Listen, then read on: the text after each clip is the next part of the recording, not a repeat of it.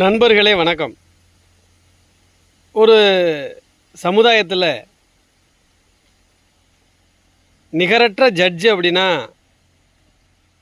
அது ஒரு வீட்டில் மனைவி தாங்க. மனைவியை தவிர யாரையும் ஒரு மத்தியஸ்தராக சொல்லவே முடியாது. உயர்ந்த மத்தியஸ்தர், அதில் எந்த மாற்று கருத்துமே கிடையாது. ஒரு ஆடவனை அவருக்கு கல்யாணம் பண்ண பிறகு அந்த மனைவி தான் சமுதாய பொறுப்புள்ள ஒரு மனிதனாக மாத்துறா.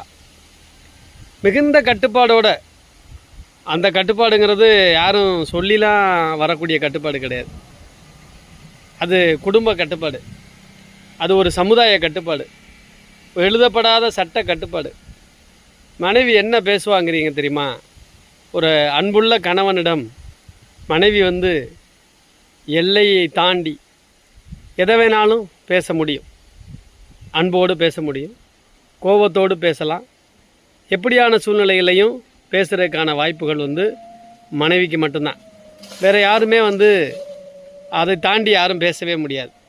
அப்படிப்பட்ட ஒரு உன்னதமான ஒரு கட்டுப்பாடுனா சமுதாயத்தில் மனைவிக்கு தான் இருக்குது.